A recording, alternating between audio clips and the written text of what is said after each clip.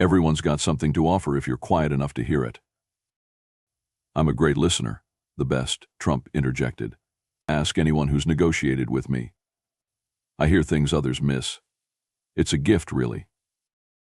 The tension in the studio was building. The camera operators exchanged glances, and in the control room, producers were torn between concern about the direction of the conversation and recognition that they were capturing compelling television. The breaking point came during a discussion about defining American values. America means winning, Trump declared emphatically. We lost our way for a while, letting other countries take advantage of us on trade, on military protection, on everything. What I brought back was winning. Is that what America means to you?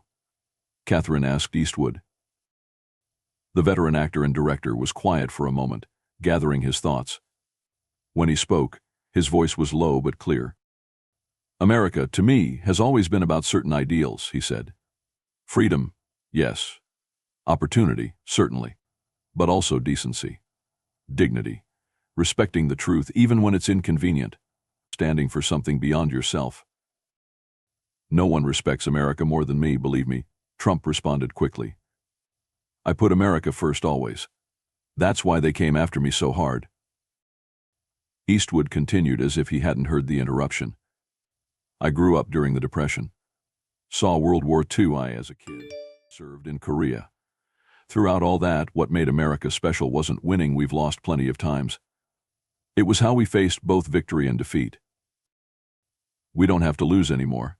That's what I showed, Trump insisted, his voice rising slightly. America can win every time with the right leadership.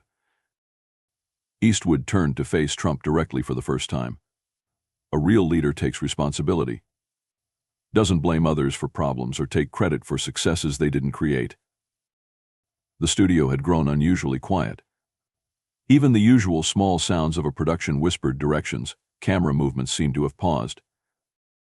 I took responsibility for everything, Trump said, his face flushing slightly, everything, while being attacked constantly. No president has ever had to deal with what I dealt with. Every president gets attacked, Eastwood replied evenly. Goes with the job. Not like I was attacked. Not even close, Trump insisted. It was unprecedented. Lincoln got shot in the head, Eastwood said dryly. There was a moment of stunned silence before nervous laughter rippled through the audience. Trump's expression hardened. You know what I mean, he said, voice tight. The deep state conspiracy against me was unlike anything. I've been in Hollywood over 60 years, Eastwood interrupted, something he rarely did. I know something about ego and insecurity. Seen plenty of both. The loudest person in the room is rarely the strongest. Trump's face darkened. Are you suggesting? I'm not suggesting anything, Eastwood said calmly. Just sharing what I've learned. True strength doesn't need to announce itself constantly. It's quiet. It listens.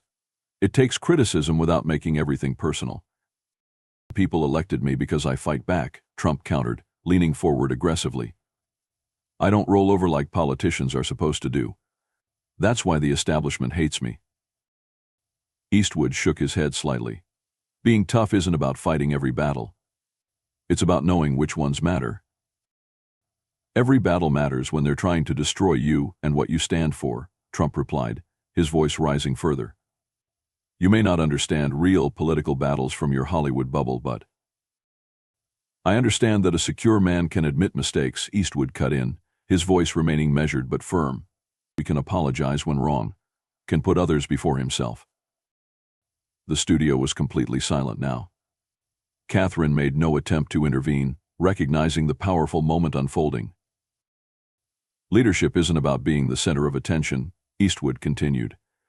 It's about shining light on others, not dividing people, but reminding them what they have in common. Not telling them who to hate, but calling them to something better.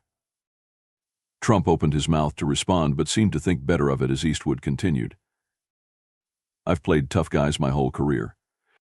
The difference between playing tough and being tough is that real strength comes with humility, Eastwood said, his voice taking on a quality that reminded viewers of his most iconic roles. A strong man can admit when he's wrong, can listen to criticism without making it all about himself. He can put the country above his own ego. The silence in the studio was absolute. It was at this moment that many in the audience seemed